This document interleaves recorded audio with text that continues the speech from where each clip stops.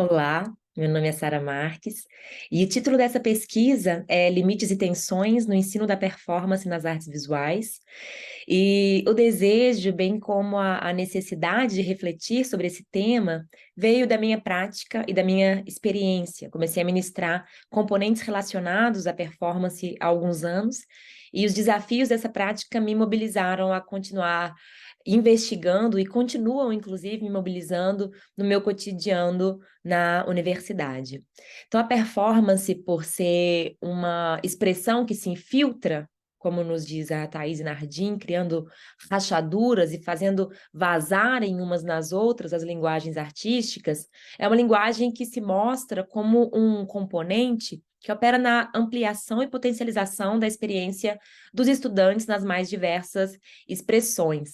Como nos diz a Bia Medeiros, a performance deve ser considerada hacker de todas as outras linguagens, né? Então, infiltrar, hackear, burlar, intervir, desobedecer, são operações utilizadas também como indefinições da performance na arte, né?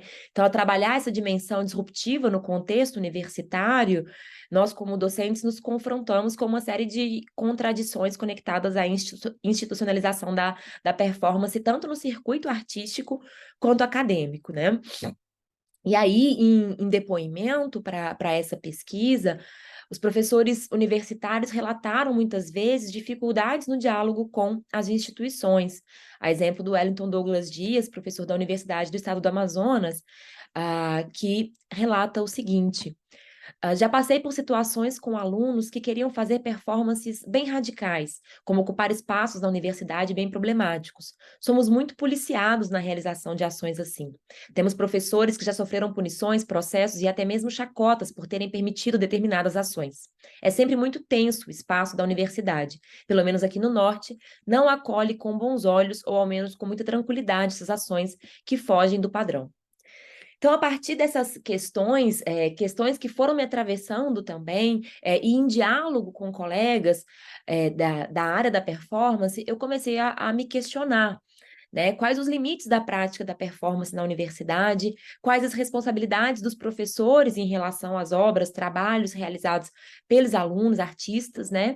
De que ferramentas o docente dispõe para lidar com as particularidades e desafios desse componente, que, em sua maioria, tem ênfase na prática, em como ser prudente dentro e fora da sala de aula, estabelecendo a abertura necessária à experimentação e o cuidado que garanta a segurança de todos. Então, na ausência de materiais e publicações relacionadas especificamente às questões que estão me provocando, eu resolvi conduzir a pesquisa por meio de conversas, trocas, encontros, entrevistas, cafés com artistas, pesquisadores, teóricos, ativistas, curadores e por aí vai, né? Para falar, então, justamente sobre os riscos, a ética, os limites, os cuidados necessários mesmo para a condução desse componente, né? E nesse caminho, eu me encontrei com afirmações como essa da professora Juliana Moraes, atualmente professora da Unicamp, que nos diz no artigo dela publicado em 2015. Cabe ao curso oferecer as condições para que cada aluno possa encontrar seu próprio jeito de expressar aquilo que lhe move, fazendo uso do que melhor lhe convier. Então, foi justamente com ela que tive um dos primeiros encontros para a pesquisa, porque a Escola de Belas Artes de São Paulo foi o primeiro curso em artes visuais a ofertar o componente de performance ali no começo dos anos 2000.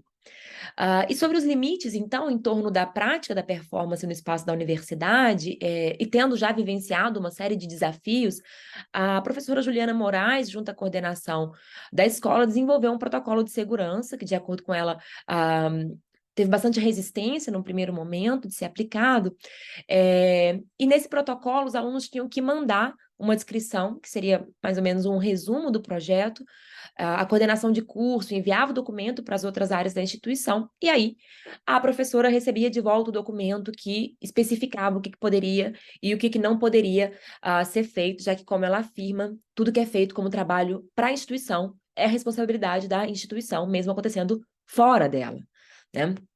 E aí me encontro com afirmações como essa, né? A professora é o lado institucional do performer. Eu me encontrei com essa frase ao estudar a trajetória de uma artista para entrevistá-la também, uma performer altamente comprometida artista, pesquisadora, docente, Tânia Alice, professora da Universidade Federal do Estado do Rio de Janeiro. E nesse artigo dela, ela traz essa citação do Thomas Clerk. Então, o professor é o lado institucional do performer. E essa frase me impactou profundamente, né? E tem me mobilizado muito e me feito questionar que, se o professor é o lado institucional do performer, eu queria saber também qual é o lado performer do professor e essa responsabilidade como professor e como artista, com esses artistas em formação que estão também nesse espaço da universidade, né? Eu fico me perguntando, então, se os limites da performance na universidade são os limites institucionais e não outros, né? Como é que pensar isso pode nos permitir, então, alargar os próprios limites da universidade e, se sim, em direção aqui, né? E por que isso? Obviamente que essa citação do Thomas Clerk coloca em tensão um aspecto altamente defendido pela performance, né, que está na sua gênese como expressão artística, que é seu caráter crítico frente às instituições canônicas da arte. Então, a partir dessa tensão intrínseca à existência institucional da performance, por um lado, há a pergunta, né, o que podemos, ao trabalhar no interior de uma instituição, a performance, mas me parece importante invertermos essa problemática e nos mobilizarmos para entender o que é que pode a performance na universidade, né? No sentido de encontrarmos, então, coletivamente, a potência da performance nesse espaço e para esse espaço, né? E aí, com isso, uma questão que surge no diálogo com o professor Ricardo Biriba, da Universidade Federal da Bahia, é essa, né? Para que serve, então, uma disciplina de performance? E em que contexto ele me faz essa questão, né? Justamente ao se confrontar com situações em que os estudantes se colocavam em risco, né? E aí também o fizeram, né, essas situações, desenvolver um documento a ser assinado pelos estudantes, né, assumindo então a responsabilidade deles sobre qualquer acidente que viesse a acontecer na apresentação dos trabalhos de performance. E é justamente ao falar sobre esses trabalhos, sobre essas situações, que o professor Biriba me faz essa questão, né? Para que serve, então, uma disciplina de performance no curso de artes visuais? Uma pergunta que nos interpela a todos, né? De distintos modos, né? Ao trabalharmos com arte, estamos aqui, né? Estudando, ensinando e todos aprendendo, desaprendendo e reaprendendo que é a arte, né? Reinventando o próprio sentido da arte. E me questiono isso também pensando em provocações como essa, né?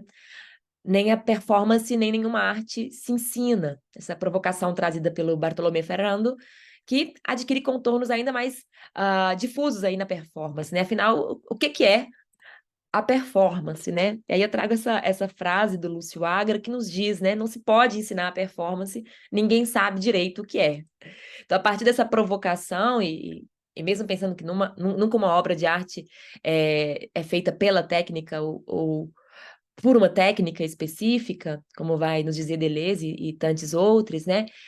O que a gente espera, então, de um componente relacionado à performance e quais são os seus limites, né? Então, múltiplas são as perspectivas nesse sentido, proposições de professores que entrevistei e que já estão há anos no campo, e a partir dos seus relatos fica bastante evidente, né, que há, por um lado, essa questão, né, a elaboração, então, de um documento de autorresponsabilização do artista em formação, que, então, se apresenta como estratégia utilizada para respaldar tanto aos docentes quanto à instituição de complicações relacionadas aos trabalhos realizados, né? Então, a partir do reconhecimento dessas questões compartilhadas, né, por esses professores, a pergunta que me impulsionou, então, a pesquisa foi se deslocando, né, e nesse momento, ela que vibra em mim, e acredito vai conduzir aí a pesquisa daqui para frente, né?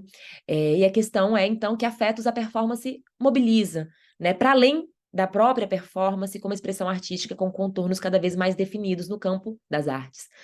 Porque, afinal, como vai afirmar a Juliana Moraes, é dever do artista esticar o paradoxo, abrir frestas no sistema, mesmo que elas sejam remendadas pelo tempo. E aí o que eu acho importante, tenho tentado exercitar, é de fato um olhar sensível para essas frestas, tá? Para que a forma e instituição da universidade e de qualquer outra, né, não sufoque a força do que nela vive justamente para fazê-la, vez ou outra, desterritorializar-se, um movimento necessário para as instituições.